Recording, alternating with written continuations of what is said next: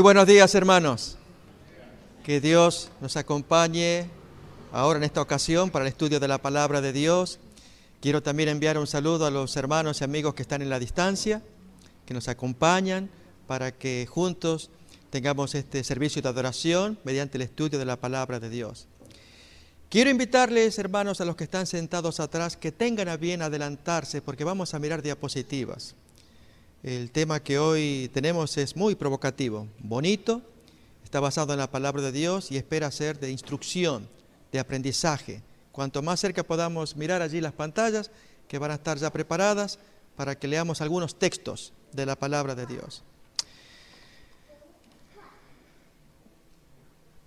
El tema que vamos a estudiar lo he titulado El hilo de oro de Daniel y Apocalipsis.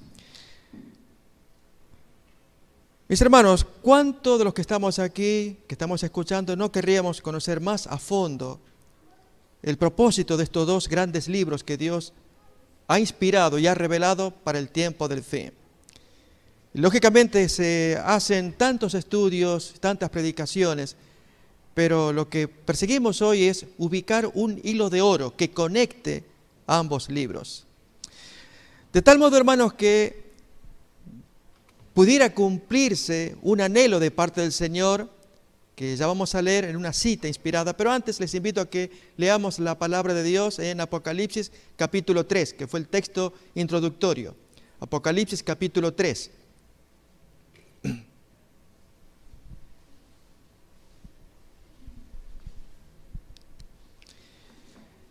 En cada iglesia, de las 7 iglesias de Apocalipsis, hay un mensaje que interesa a cada iglesia. Y en algún caso, hermanos, como el caso de Filadelfia, si bien fue un tiempo histórico, el tiempo de los mileristas, y aún de gente que no teniendo conexión con Miller, como es el caso, hermanos, que quizás desconocemos, de un argentino, Francisco Ramos Mejía, que descubrió el sábado antes que Miller. Y él ya lo practicaba en Argentina en un rancho, 1825. Era un terrateniente, un ricachón, diríamos nosotros. Y este señor, dueño de una gran estancia, era considerado heterodoxo para ese tiempo, estoy hablando 1825. Y él ya imponía a sus indios a guardar el sábado y creer en la segunda venida de Cristo. Es muy interesante la historia de aquel tiempo, hermanos, de Filadelfia. Hoy no va a ser un estudio de Filadelfia, leeremos un texto de Sardis. Pero hermanos, con esto quiero decir que cada iglesia tiene su historia y en Filadelfia hay algo que se puede aplicar a los hermanos de Alhambra. Ustedes están mirando allí en imagen la diapositiva que ya vamos a estudiar, el hilo de oro en Daniel y Apocalipsis. Y reitero, recomiendo que estemos más cerca para apreciar la fuerza que tienen este mensaje en imágenes. Pero miremos, hermanos, en Filadelfia, capítulo 3, a ver si no se aplica a esta iglesia pequeña de Alhambra. Capítulo 3, versículo 8. Hay una línea, hermanos, bonita, que quiero aplicar a mis hermanos aquí en Alhambra. Yo conozco tus obras, he aquí he puesto delante de ti una puerta abierta, la cual nadie puede cerrar. Fíjese ahora, porque aunque tienes poca fuerza. Hermanos, aquí en esta iglesia somos pocos miembros. Y como bien se dijo hace un momento, nos gozamos cuando nos visitan. Poderosos en cuanto a transmitir el mensaje, la verdad presente, el mensaje de la hora, a través de los medios que esta iglesia cuenta, vía satélite y televisión, y así llega a muchos hermanos fuera de los Estados Unidos y aún en Estados Unidos ya recientemente, como se explicó hace un momento atrás. Pero el texto dice, tienes poca fuerza. Y sin embargo, hermanos, esta iglesia de Filadelfia merece la más firme aprobación y alabanza de parte del Señor. Curiosamente que no aparece en las otras iglesias. No hay reproche para Filadelfia. Sigue el texto, has guardado mi palabra y no has negado mi nombre.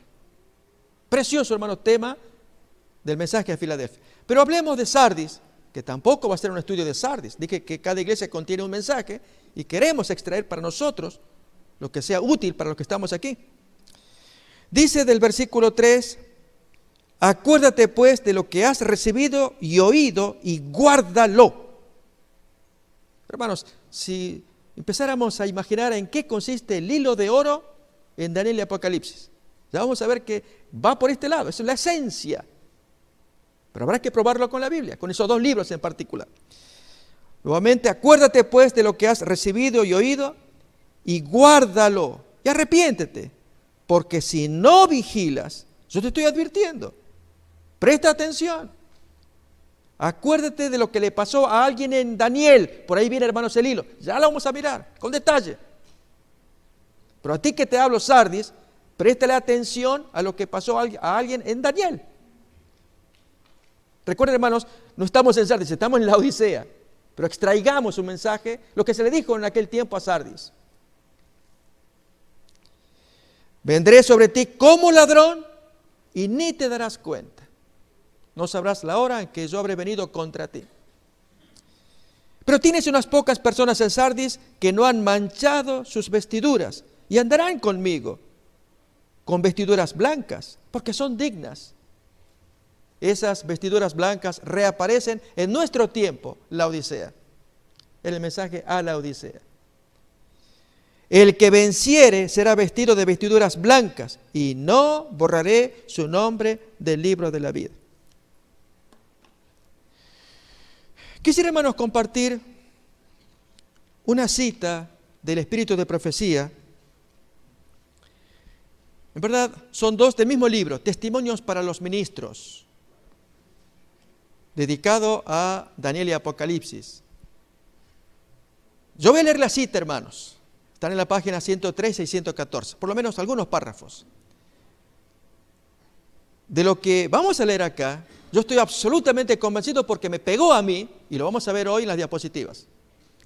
Al final, hermanos, ustedes me van a decir, pastor, ¿usted prometió y cumplió o no cumplió? Eso deciden ustedes. Es como más o menos decir, ok, el ama de casa nos invita a comer y dice que preparó rica comida. Y el ama de casa está segura de que preparó rica comida, pero son los comensales los que degustan la comida, los que la prueban, los que definen si valió la pena o no, ¿verdad? Miren, hermanos, ahora esta cita provocadora de lo que significa estudiar Daniel y Apocalipsis. Testimonios para los Ministros, capítulo 3, página 113. Dediquemos más tiempo al estudio de la Biblia. No entendemos la palabra como deberíamos.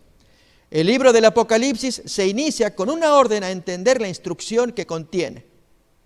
Bienaventurado el que lee y los que oyen las palabras de esta profecía, declara Dios, y guardan las cosas en ella escritas porque el tiempo está cerca. Cuando como pueblo comprendamos lo que significa este libro para nosotros, se verá entre nosotros un gran reavivamiento. Mis hermanos, eso me está pasando con el mensaje a la Odisea. Estoy viendo cosas que antes no las veía. No sé, hermanos, si a ustedes les pasó lo que anoche escuchamos en la presentación de la experiencia de los entendidos en profecía. Fue el tercer tema. El segundo tema fue el miércoles y el primer tema fue el sábado pasado, la experiencia de Daniel. Sí, hermanos. Si nos acordamos de memoria, Daniel 12:10 dice, muchos serán limpios, purificados y emblanquecidos. Los impíos procederán impíamente y ningún impío entenderá, pero los entendidos comprenderán. Y anoche vimos, hermanos, que ese texto reaparece en el mensaje a la Odisea. Casi literalmente. Otra vez, muchos serán limpios, purificados y emblanquecidos. Y anoche miramos qué significan las palabras hebreas de limpios, purificados y emblanquecidos. Y son más profundas que lo que miramos en español. Muchos serán limpios, significa tamizados, zarandeados, depurados.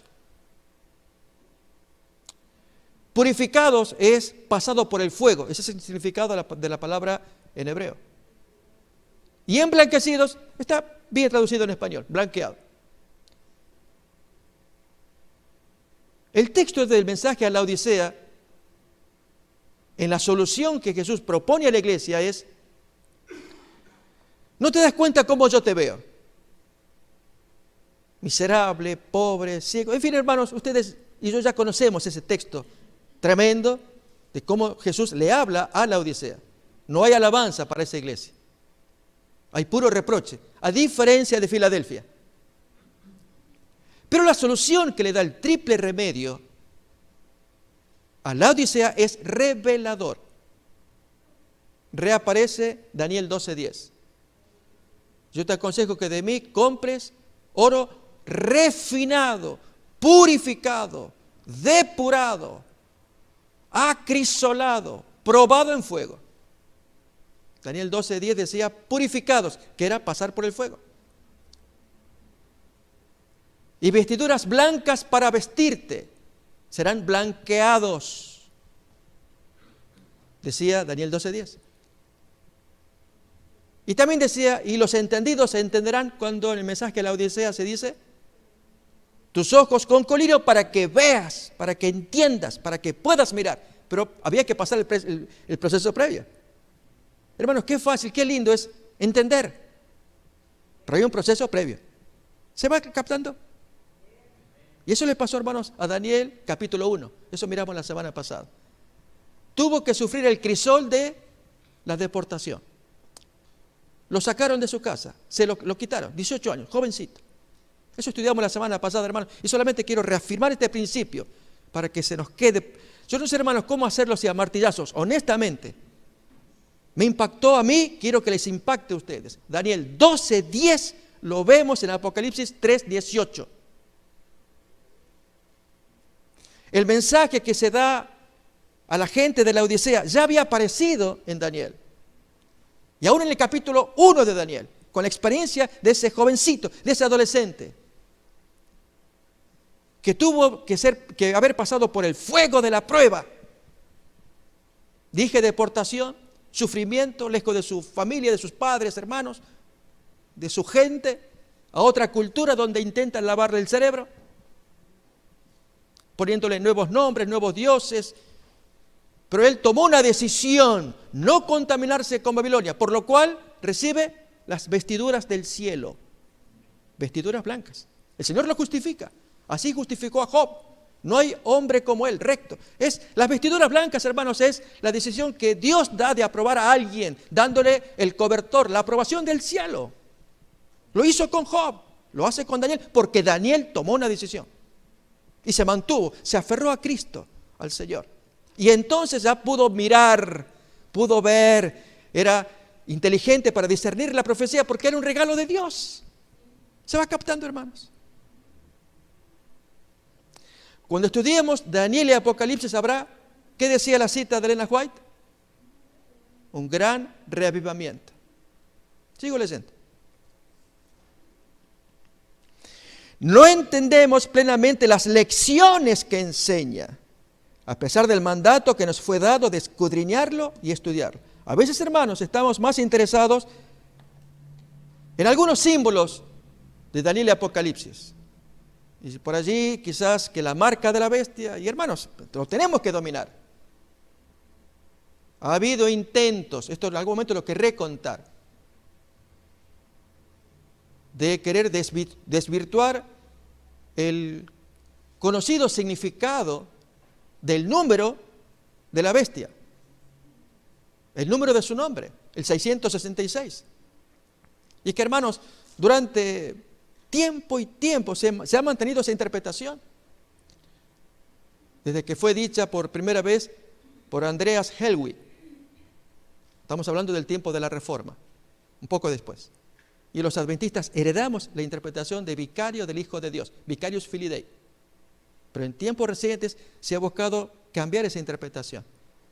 No, hermanos, vamos a mantener lo que hemos recibido, pero el Señor quiere lecciones primero, que aprendamos acá en este corazón, que afecte luego la mente y afecta la boca. Cuando tengamos que hablar, digamos, hermanos, hablemos como el Señor quiere que hablemos, exaltando la norma del cielo, pero por encima al Señor de esa norma, que es Cristo el Señor.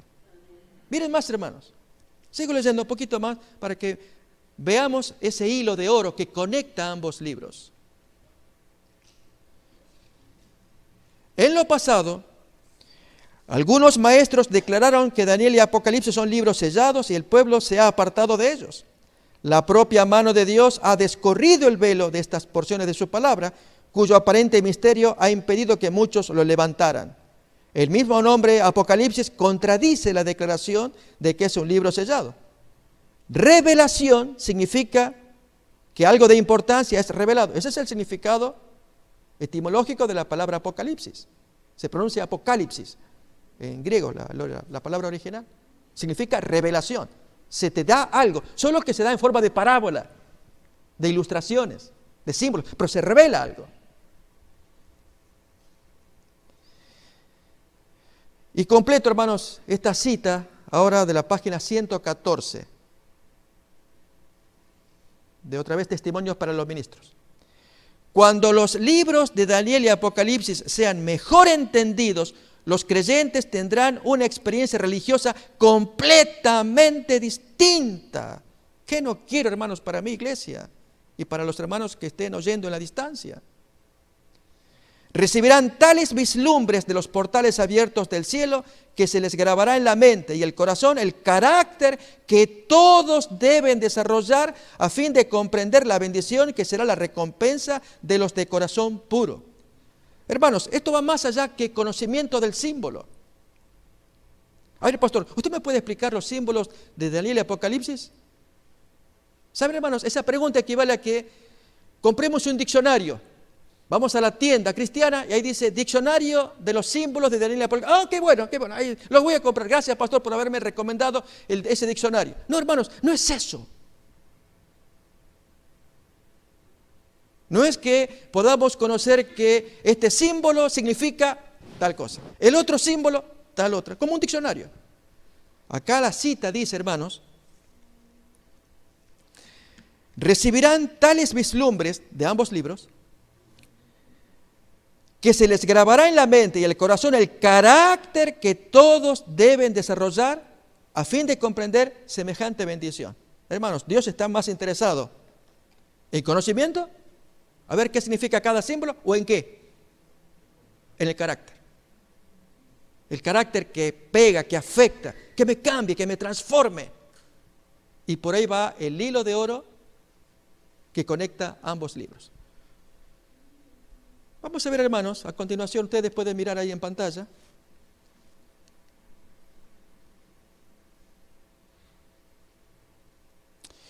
Por medio de quienes nos habla el Señor. Hermanos, cuando uno piensa en la gente del mundo, busca conocer el futuro. Y entonces recurre o al tarot o a las sectas. A ver, pasamos un poco menos. Yo voy a tratar de manejar desde acá. Ok, yo lo manejo de acá. La nueva era o Nostradamus. Fíjense, hermanos, que la intención de la gente es conocer el futuro de modo que uno pueda evitar el peligro que aparentemente el futuro depara. Entonces, que alguien le pueda atinar. De allí que gente va a los horóscopos o a cualquier gente que le diga qué le puede pasar en la noche o al día siguiente. Y sabiendo cómo enfrentar lo desconocido que es esta noche, mañana y los días que vienen, entonces yo me las puedo ingeniar. Y recurrimos a eso. Cuando, hermanos, hay alguien que sí nos puede revelar el futuro. Y no se trata acá de Nostradamus, sino, miren acá. Primeramente la cita completa del libro de Zacarías, tremenda.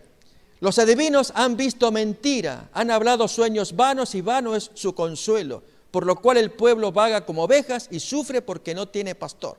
Y la pregunta debajo, ¿quién puede revelarnos el futuro? ¿Y quién es? A ver, hermanos, si decimos fuerte. Cristo. Miren ahora ¿En qué sentido Cristo lo hace? En la siguiente imagen, ahí lo vamos a mirar mejor. Fíjense, hermanos, en esta imagen. Los profetas Daniel y Juan fueron visitados por un mismo revelador. Así que no es un gurú ni es Nostradamus. Este revelador, conocemos quién es, miren, se les apareció a ambos, según el capítulo, en el caso de Daniel es el capítulo 10 y en el caso de Apocalipsis capítulo 1. Miren a continuación, hermanos, los parecidos, lo idéntico de ese personaje en ambos capítulos. En el caso de Daniel 10, ahí leemos, varón vestido de lino, eso dice Daniel 10. En Apocalipsis 1, el equivalente dice, hijo del hombre vestido de ropa hasta los pies, o ropa talar, o hasta los talones. Ceñidos sus lomos con oro de Ufaz, ceñido con un cinto de oro. Su rostro parecía un relámpago, su cuerpo como de berilo, eso dice en Daniel. En Apocalipsis 1, su rostro era como el sol, cabeza y cabellos eran blancos. Sus ojos, en Daniel 10, como antorchas de fuego. En Apocalipsis 1, sus ojos como llama de fuego. En Daniel 10, sus brazos y pies como bronce bruñido. En Apocalipsis 1, sus pies como bronce bruñido. Y finalmente, hermanos, el sonido de sus palabras, según Daniel 10, eran como estruendo de una multitud. Y en Apocalipsis 1, su voz como estruendo de muchas aguas. O sea, es el mismo personaje que se apareció a uno y a otro. Pero entonces, al revelarles aquí y acá, hay un hilo conector, que ese es el que queremos descubrir. Pero para ello, hermanos, vamos a utilizar un relato de la mitología, que a continuación lo vamos a mirar. Pero antes quiero aclarar, mis hermanos, el relato es revelador, como hizo Jesús cuando Él contó un relato mitológico. Y esto digo, hermanos, para prepararles a ustedes y a los hermanos que nos oyen, cuando a veces este servidor trae relatos. Y uno diría, pero pastor, usted me está trayendo mitología, yo no entiendo, yo vengo a escuchar la Biblia. En Lucas 16, hermanos, digo esto porque todos vamos a aprender. En Lucas 16, Jesús se trajo un relato mitológico que hasta el día de hoy da problemas. Pero Él sabía lo que hacía. Y solamente, hermanos, a la persona inteligente, al entendido en profecía, que tuvo que ser quemado, fundido, y que recibe las vestiduras de Cristo, lo va a poder entender. En Lucas 16, ¿alguien recuerda el relato mitológico que Él contó? Hermanos, los personajes, yo apenas lo hago brevemente. Nuestro tema no es Lucas 16, nuestro tema es el hilo que conecte ambos libros. Pero que Jesús contó un relato mitológico, yo lo voy a contar ahora. Otro, que trae lecciones. En el caso de Jesús, eran dos personajes, el rico y un pobre. Al pobre le dio nombre y apellido, que en esta parábola lo tiene, pero en otras parábolas de Jesús no. Y entonces a ambos que llevaban tal o cual vida, Lucas 16, ahí tenemos la imagen que nos pone el hermano, que conocemos la historia. Son hermanos que avanzamos todavía más versículo por versículo, así ustedes los van leyendo, hermanos, allí mientras se está sirviendo en la pantalla. El mendigo Lázaro, que estaba echado a la puerta, lleno de llagas. No se cuenta el relato que si eran uno bueno y el otro malo. No aparece el trasfondo moral, ético de uno y otro para merecer lo que merecieron. Pero fíjense, hermanos, aquí, que cuando dice que murió el mendigo y se lo llevaron los ángeles al seno de Abraham, como que supuestamente Abraham está en el cielo, disfrutando de las delicias del cielo. Y el rico fue sepultado, pero hermano, fíjense la expresión allí, 16:23, ahí empiezan los problemas. Y en el Hades, así dice el texto griego original, se tradujo en español infierno. Hermanos, el Hades es un problema de los griegos, no es nuestro, no es de los judíos, un invento mitológico. Y dejamos ahí nomás, para hermanos, no avanzar, para contar lo siguiente. Ese invento del Hades, que viene de los filósofos antiguos, estoy hablando de uno que lo propaló Sócrates, por el año 400 antes de Cristo, ya estaba muriendo este señor, y que lo que él enseñó pegó fuerte y se transmitió cuando Alejandro Magno que lo vemos en Daniel capítulo 7, allí en la historia de los animales, el tercer animal, el que tiene forma de leopardo. Él invade las naciones y aún llega a Palestina, trae la cultura griega y trae esas ideas que pegan en el mundo judío. Y la creencia entonces de que hay un mundo llamado Hades y aún más abajo llamado Tártaro, que el apóstol Pedro lo cita en su carta, donde los demonios están allí en el infierno. Otro texto, hermanos, y cuánto que necesitaríamos hurgar para mirar qué pasó con nuestros queridos autores bíblicos para citar asuntos que eran de los griegos. Pero voy a tomar el de Jesús por lo menos. Que se está quemando el rico. Recordemos la parábola. Es parábola, pero era profecía. Porque, hermanos, allí, en esa historia, Jesús hace narrar, decir cosas a los protagonistas. Que el rico le dice allí a Abraham, mándalo que si hay alguna gota de agua que me ponga mi lengua así, porque tanta llama que tengo. No, hermano, ni con gota ni con nada del estilo. La pregunta es, ¿y Jesús por qué cuenta eso?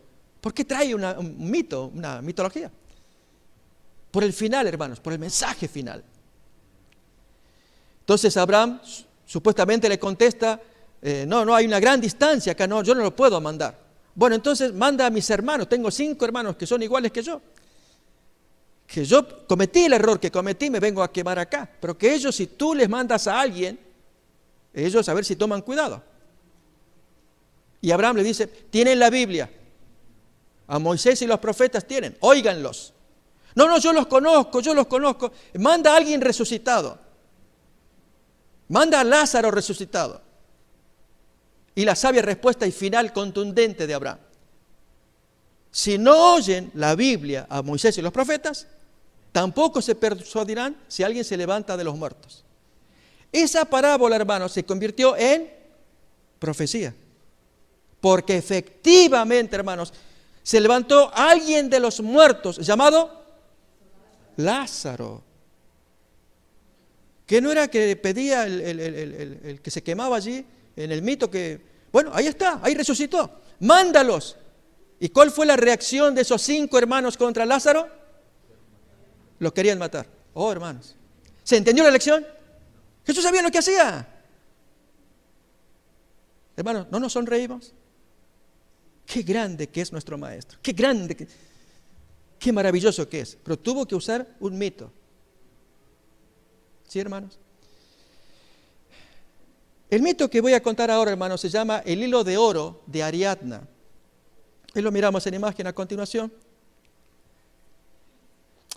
Allí en esa imagen estamos mirando cuando el mito cuenta, es puro invento, hermanos. Recuerden, es un relato de la antigüedad ficticio, pero deja un mensaje que lo vamos a aplicar a Daniel y Apocalipsis. Y era que había pelea entre 2 reinos, el reino de Creta, una isla, contra el reino de Grecia. Y la isla de Creta ordenó a Grecia, que era menos fuerte, que pagara un tributo con muerte por el daño que le habían hecho al rey de Creta, y era que habían matado a su hijo en los Juegos Olímpicos de Grecia, y nunca se supo por qué, o cómo, qué había pasado, o que ustedes lo van a pagar. Me mandan 14 jóvenes, 7 varones, 7 mujeres, ahí en la imagen estamos mirando, cuando están subiendo al barco y ya se van rumbo a sufrir el sacrificio. Cuando ya ocurría esto varias veces, un héroe joven decide cambiar esta historia. Y ese héroe se va a llamar Teseo. Miramos a continuación en la imagen. Que ese joven va a enfrentar el monstruo. Ahí lo miramos a la izquierda. Es el Minotauro, que vivía en un laberinto. Ahí estamos mirando a la derecha. El rey de Creta había hecho construir un laberinto por su arquitecto. Y allí metió a un monstruo, el cual era antropófago. Se comía a toda la gente que se introducía al laberinto. El laberinto fue creado de tal modo que el que entraba no podía salir. Tan complicado, tantas puertas, entradas, lo que fuera. Y este monstruo, encerrado, vivía en el centro. Y los jóvenes vagaban por días, eran metidos allí. y allí quedaban a la deriva. Yendo por días, se cansaban, y entonces el monstruo fácilmente los podía atacar y vencer. Cuando entra o viene Teseo, nuestro héroe, ocurrió lo siguiente. Miramos ahora en la imagen. Allí estamos mirando cuando el rey de Creta recibe a esos jóvenes y vemos allí en la imagen de arriba cuando los jóvenes son metidos al laberinto para sufrir ese sacrificio. A continuación vemos ahí, un poquito antes, allí el plan de Teseo era pelear contra ese monstruo. Él creía que lo podía hacer. ¿Qué pasó cuando Teseo llega a la isla? La muchacha, la hija del rey, se enamora de él y lo ve joven, apuesto, y conversan. Tú no entres. No, es que yo quiero matar a ese monstruo, hace daño a mi patria. Y no había forma de disuadirlo. Cuando entonces la joven se le ocurre algo. Miramos acá en la imagen. Y es entregarle un ovillo de oro. Le ruega a ella que no vaya, pero entonces como él es valiente, prefiere enfrentarse al monstruo, entonces a ella se le ocurre entregarle un ovillo de oro que él debía tener consigo, meterse en el laberinto y nunca soltarlo, hasta que cuando se encontrara con el monstruo, él pudiera haber ido por diferentes partes, por donde él quería entrar, pero siempre llevándose consigo el hilo que había hecho su amiga, su enamorada. ¿Qué pasó entonces a continuación? Ahí miramos en la imagen otra vez. Teseo se enfrenta finalmente con el monstruo y logra matarlo. Le echa arena en los ojos y entonces le da su golpe mortal y lo destruye. Pero entonces, ¿qué ocurre? Y esta es la imagen final. Miramos a Teseo que toma su ovillo de oro.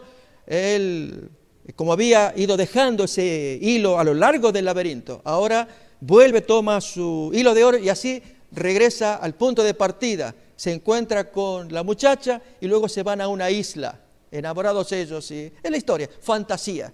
Ok, el punto es ese hilo que no hay que soltar. La pregunta que hago ahora, hermanos, ¿cuál es ese hilo de oro en Daniel y Apocalipsis? Ahí estamos mirando. Vamos a retroceder la imagen. Miren acá, hermanos. En Daniel capítulo 2, sueño que tuvo el rey Nabucodonosor y luego la estatua que cayó a sus pies y la destruyó.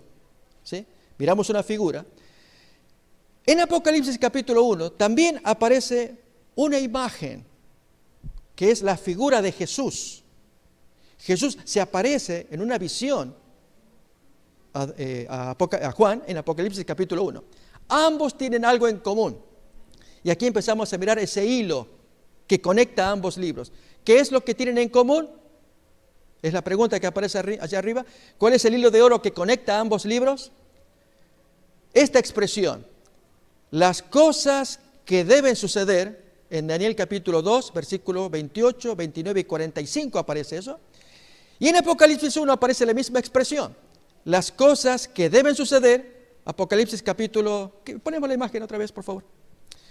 Apocalipsis capítulo 1, versículo 1. En el 19 dice similar. Luego capítulo 4, 1 y 22, 6. Allí, hermanos, la conexión está dada porque en el idioma griego original del Nuevo Testamento aparece esa expresión que ustedes pueden leer ahí, hadeigenestai, que aparece en ambos libros, el Nuevo Testamento en griego y la traducción griega del libro de Daniel. ¿Qué sacamos con esto, hermanos? Fíjense, las cosas que deben suceder, Dios se las revela a Nabucodonosor, pero él no entiende. Y nosotros, hermanos, ¿cuántas veces no hemos estudiado esto? Y por ahí hasta le hemos dado la importancia, y la tiene, porque Dios por algo reveló Daniel capítulo 2. Entonces estoy poniendo allí, sin mencionar, el significado de cada parte de la estatua. Y hermanos, hasta hay muy buenos predicadores adventistas que dan los detalles de qué pasó con Babilonia, cómo surge, cómo cae. Está bonito, hermanos, es historia, pero no llega a ser el hilo. El hilo, hermanos, las cosas que deben suceder. Es que cuando a Nabucodonosor se le reveló la estatua, se le dijo, antes, hermanos, que yo avance un poquito con Nabucodonosor, porque ahí va a estar el centro, el hilo, el ovillo, va a estar en algo que pasó con Nabucodonosor. Yo quisiera, hermanos, conectar a ambas figuras. Una es una figura idolátrica de la historia moderada, trazada por el cielo. ¿Sí? Yo ahí le abrevié con nombres para recordarlo, Fidón, es lo mismo. Figura idolátrica de la historia modelada. Mientras que la otra es la figura divina que modela la historia. Y también le puse un nombre para distinguirlo, Fidim. ¿Qué tienen en común estas dos figuras, hermanos? Una es una idolátrica, la otra es divina. Es una visión, una imagen que pudo mirar Juan y miró cómo estaba con candeleros, con las estrellas en su mano, etc. En el caso, hermanos, de la figura divina que modela, que traza, que hace la historia, aparecen estas palabras. El Hijo de Dios, el que tiene ojos como llama de fuego y pies semejantes al bronce bruñido, dice y ordena esto. Eso en un mensaje allí que aparece a una de las 7 iglesias. Lo mismo en otro mensaje a otra de las iglesias. El que tiene las 7 estrellas en su diestra, el que anda en medio de los 7 candeleros de oro, dice y ordena esto. Estamos viendo, hermanos, que es Jesús el que va a hacer la historia. Mientras que en la estatua, la historia la hacen los hombres. ¿Ok? Estamos queriendo ver el hilo que conecta a ambos. Miremos 2 ejemplos más. El que tiene la espada aguda de 2 filos dice esto. Una más. El que tiene los 7 espíritus de Dios y las 7 estrellas dice y ordena esto. Esto es lo que hay contigo, ya sea Esmirna, Éfeso o cualquiera, hermano, de las 7 iglesias. Lo que más nos interesa es la Odisea, porque, hermanos, es nuestro tiempo y esa es mi mayor preocupación. Ok. Nosotros, este mensaje que Jesús lo dio, lo llamamos los mensajes a las 7 iglesias. Todavía no estamos viendo el hilo de la historia. Estamos mirando que hay algo en común. Ambos libros arrancan con figuras, una idolátrica, la otra divina. En una donde la historia se traza, los hombres la van a hacer. En la otra es divina, donde el autor, el dueño, es el que ordena que se hagan las cosas. Que le ordena a la Odisea, haz esto. Hermanos, ese es el mensaje. Por ahí vamos a empezar a ver el hilo. Que si no hacemos eso, nos convertimos como un rebelde Nabucodonosor. A ver, vamos a ver la imagen a continuación. Fíjense, hermanos, acá el hilo de oro en Daniel. Allí la caricatura que trata de ilustrarlo. El héroe Teseo allí tomando su hilo, caminando por donde anda el Minotauro, pero no perder el hilo. En el caso de la estatua de Nabucodonosor, las cosas que deben suceder, él estaba preocupado. El texto en Daniel 2, que ya vamos a estudiar en su momento con detalle, pero queremos ver el propósito del libro, la esencia del libro. ¿A dónde va el libro? ¿Qué quiere el libro? Para que se produzca un revivimiento en nosotros. Es, hermanos, que las cosas que deben suceder son las cosas que los hijos de los hombres deben hacer. En el caso de Nabucodonosor, observen, hermanos, se le dijo, tú eres esa cabeza de oro. Pero aquí que Nabucodonosor, no aceptando ese plan de Dios, él quiso ser todo de oro. Y una cita de Elena White, de Profetas y Reyes, que pongo a continuación, página 369 lo ilustra. Miren la cita, hermanos. Los sabios de su reino le propusieron a Nabucodonosor que hiciera una imagen similar a la que había visto en su sueño. De modo que Daniel 3, hermanos, es la contracara de Daniel 2. Pero es la contracara de la rebeldía, porque a Nabucodonosor se le dijo, tú eres la cabeza, esa es tu parte, haz tu parte en esta historia que yo estoy trazando, que ustedes la van a hacer como reyes, porque tú eres la cabeza, luego de ti viene otro reino, y viene el segundo reino, hermanos. ¿Cuál era? Medo-Persia. Ciro sí hizo su plan, según Isaías 44-45. Él sí colaboró, Nabucodonosor no. Así le fue por haberse resistido a la voluntad de Dios. Miren más, hermanos, vamos a seguir avanzando todavía con la imagen. en lo que significa formar parte de los planes de Dios. Así el mensaje de las 7 iglesias, y especialmente con la Odisea. Como vemos acá, los sabios, esto es, hermanos, los hechiceros, los magos, la gente religiosa, la religión de aquellos días, disculpando la expresión, le calientan el oído. Es lo que nosotros llamamos la unión de la iglesia con el Estado, la unión de la religión con la política. La política, el Estado era Nabucodonosor, él tenía que gobernar, pero aquí que la religión, los magos, van a sugerirle que haga tal o cual cosa. Por eso Dios no quiere la unión del Estado con la iglesia, o que la iglesia se meta con el Estado. Sepárenlos. Y esos sabios que representan, hermanos, a esa gente religiosa, supersticiosa de aquellos días, sugieren semejante cosa. Nabucodonosor, hermanos, en lugar de humillarse, Daniel capítulo 3, él es humillado cuando aparecen los jóvenes protegidos por su Señor. Pero aquí, hermanos, que la historia no termina ahí. Daniel 4 y 5 sigue mostrando el plan que Dios quería para Nabucodonosor y para Babilonia. ¿Cuál era? Que se sujeten al plan de Dios. Si tú no te sujetas, yo te humillo. Y así fue, hermanos, que en Daniel 4, cuando tuvo ese pasmoso sueño del árbol enorme, y que Daniel quedó turbado cuando escuchó, y hermanos, luego entonces tiene que explicar. ¿Recuerdan las palabras de Daniel? Él dijo, hermanos, que esta interpretación sea para tus enemigos. No, yo no quiero dedicártela a ti, pero esto, ¿y qué es? Y hermanos, él le cuenta. Y lo curioso es que, hermanos, en Daniel 4 y 5 hay algo en común. Que cuando Daniel se dirige al rey, en este caso Nabucodonosor en el capítulo 4, y Belsasar, último rey de Babilonia, en el capítulo 5. En ambos casos hay elemento en común. Y es que acá le va a dar, en el capítulo 4, la interpretación primero y luego su sermoncito, su mensaje, su exhortación. Redime tus pecados, Nabucodonosor. Y así es como termina esa porción.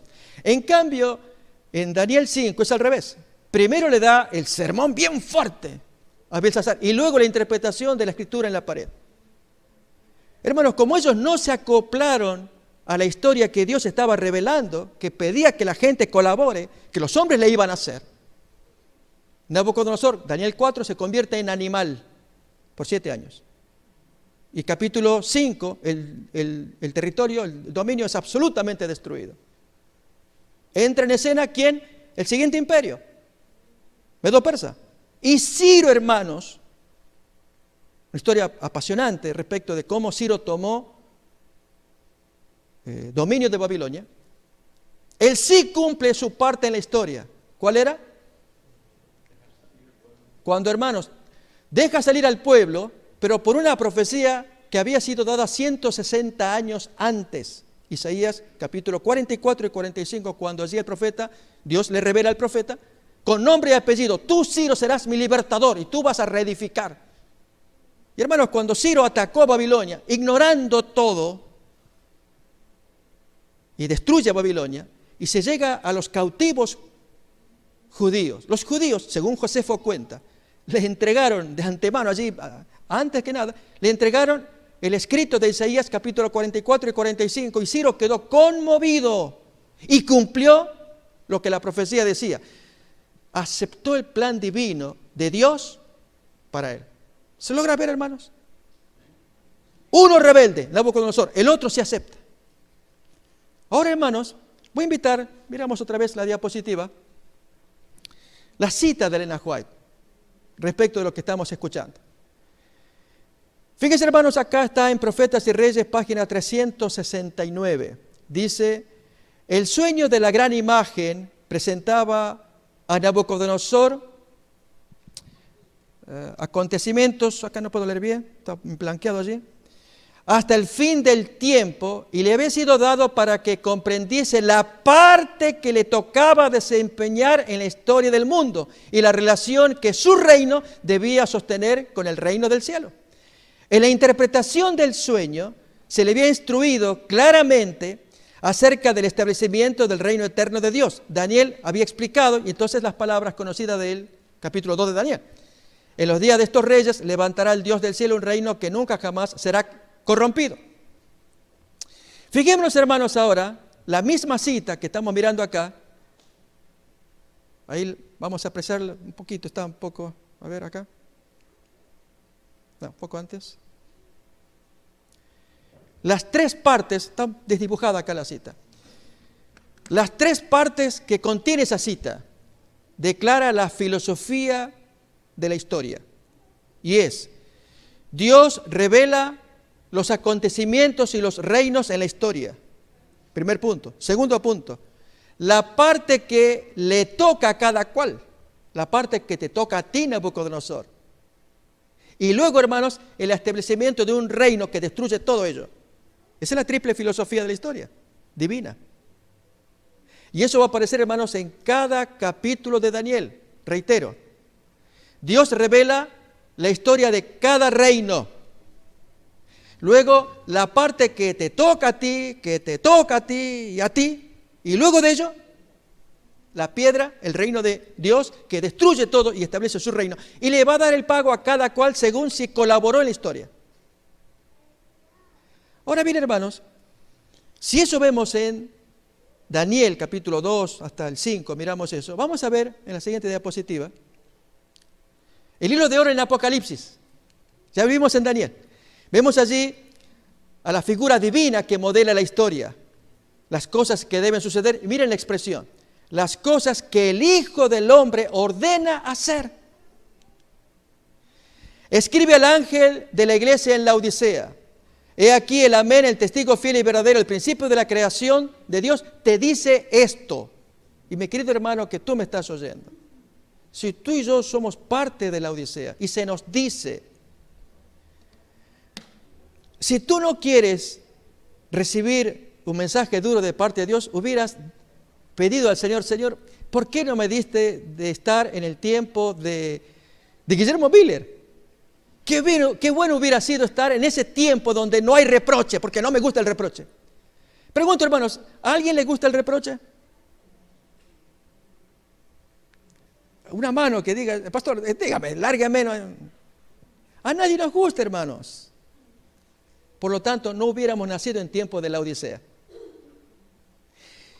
No queremos reproche, pues vamos a Filadelfia. Ya no, hermanos, ya pasó el tiempo de Miller, de Francisco Ramos Mejía y de cuantos otros grandes héroes y de aquellas generaciones. Pero nuestra época, hermanos, es muy dura. Estoy pensando, hermanos, en hermanos que nos dicen, pastor, tengo un mensaje de aliento, un mensaje cristocéntrico.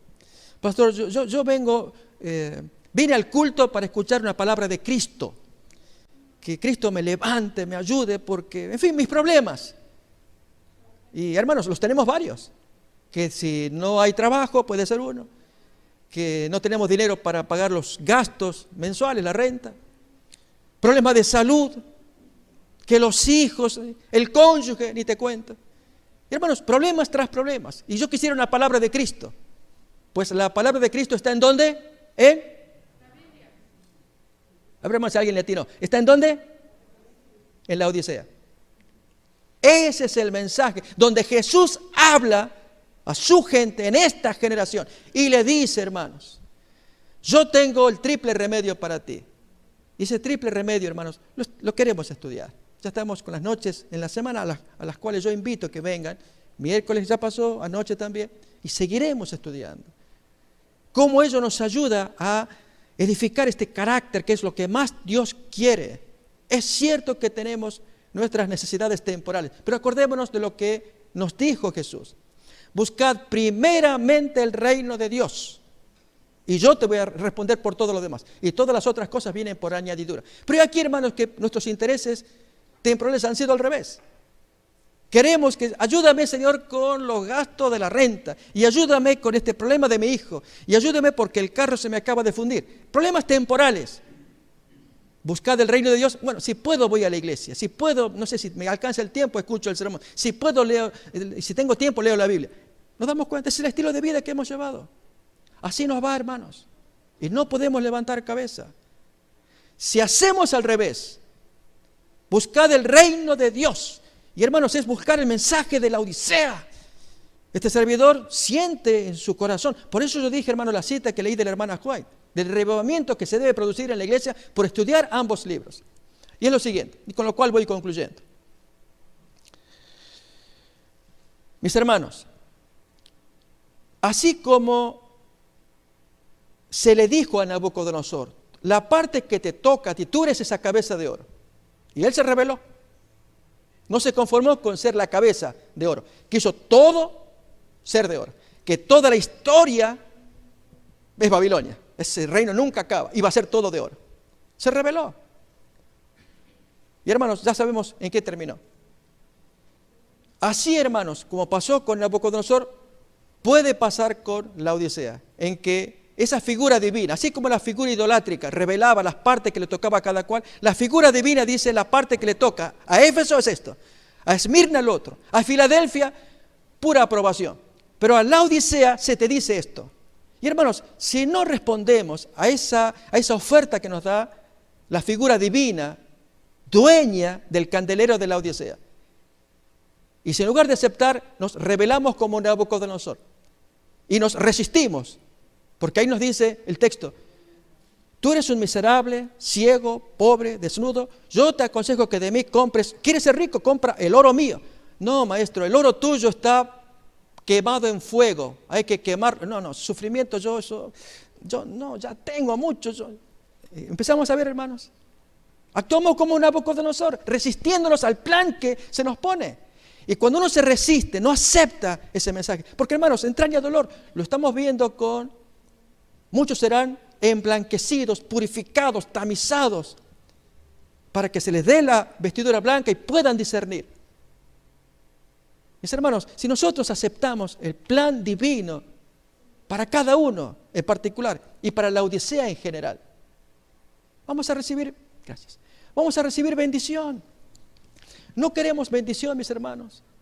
No querríamos probar que la receta divina funciona. Que lo que Jesús dijo en esa revelación de esa figura divina que le dijo a cada iglesia la parte que le tocaba, y en particular a la Odisea, que es tu historia y la mía, y que la Odisea funciona porque yo acepto, porque me inclino, como hizo Ciro, que se inclinó, y que cuando le llegó el turno de ser la parte de bronce, era su parte, y destruyó Babilonia, y luego llega y los judíos se adelantaron y le dieron el escrito de Isaías 44 y 45, y él lo cumplió, según cuenta el libro de Esdras al comienzo, y última parte del segundo de Crónicas. Ahí aparece esa parte de Ciro. Qué bonito, hermano, el hombre aceptó. Así nosotros en la Odisea que aceptemos lo que Jesús nos está invitando. Lo querríamos hacer, hermanos. Se producirá un revivamiento en nosotros cuando hagamos caso. Solamente así, hermanos. Pastor, yo quisiera que usted me predique, pero a ver si usted cuente, no sé, alguna cosa que me mueva. No es que yo te mueva, es que tú te muevas, decidiendo, como lo hizo Daniel. Él decidió no contaminarse con Babilonia. Tomar distancia, porque para Babilonia hay un plan. Y tú eres el que vas a enseñarle a Babilonia. Pero tú no te metas con esa gente de Babilonia. Mantente alejado, limpio, para que yo te use como conducto para que le enseñes a Babilonia. En este caso lo mismo, hermanos. Si hay que enseñarle a la Babilonia mística, que es la época actual, Dios te quiere usar a ti y a mí como vasos limpios para amonestar a esta Babilonia mística. En consecuencia, no te mezcles con la Babilonia moderna. Qué televisión, hermano, que pasa tiempo, de aquí se va el tiempo, y que obligaciones y preocupaciones. Y finalmente nos vamos secando. ¿Nos damos cuenta? ¿Logramos verlo? Quiero invitarles, hermanos, a que tengamos una oración de consagración. Vamos a cantar el himno. Voy a pedir a mis hermanas que puedan guiarnos en el himno de cierre, al término de lo cual venimos aquí. Yo voy a invitar a que pasemos luego todos adelante, que hagamos una oración de consagración, que reconozcamos, hermanos, en contraste con Nabucodonosor, él no se sometió al plan de la historia modelada, pero en este caso de la figura que modela la historia, uno se somete, la Odisea se somete, acepta ese reproche, tú eres un miserable, ciego, pobre, etc. Y yo te aconsejo que compres. Y maestro, ¿qué tienes ahí? Okay, yo te voy a dar, yo te digo qué. Y da ese triple remedio tan necesario para nuestras vidas, para los que estamos aquí. Si hacemos eso, hermanos, cumplimos el propósito de esa revelación. Por ahí viene el hilo de oro que conecta, con esto resumo, hermanos. ¿Cuál es el hilo de oro que conecta a Daniel y Apocalipsis? Las cosas que deben suceder, revelada en ambas figuras, la figura idolátrica de Daniel 2, la figura divina de Apocalipsis 1, y la parte que le toca a cada cual, la parte que le toca a las iglesias acá. Si uno acepta ser parte, cumple el propósito. Para eso se reveló, para que tú hagas tu parte. Aquí, hermanos, nuestra parte en la Odisea. Lamentablemente hay que sufrir reproche, regaños, y que duelen, porque las cosas que dice son muy duras. Pero hermanos, cuando lo aceptamos y nos humillamos, estamos cumpliendo el propósito, y ahí empezamos a ver el hilo, el propósito por el cual se dio Daniel y Apocalipsis. Peleamos con el monstruo, hermanos. ¿Recuerdan a Teseo de la historia, del relato? Él entró con su espada, su hilo, se metió al laberinto, peleó contra el Minotauro, lo destrozó y tomó el hilo. Así, hermanos, nos metemos en cada recoveco de Daniel y de Apocalipsis con un hilo. ¿Cuál es? Mi parte que me toca en el tiempo de la Odisea. Humillarme, depender de mi maestro, comprarle su remedio. Y mientras yo tenga ese hilo, hermanos, me meto en el capítulo 4 de Apocalipsis, en el laberinto del capítulo 5, y me meto en el laberinto del capítulo 6, y todo, y Daniel lo mismo, en cada laberinto, pero con un hilo que me conduce para pelear, hermanos, y predicar la palabra, y salir habiendo cumplido mi parte en la revelación de Dios. ¿Se entendió, hermanos? ¿Se entendió? Que Dios nos bendiga.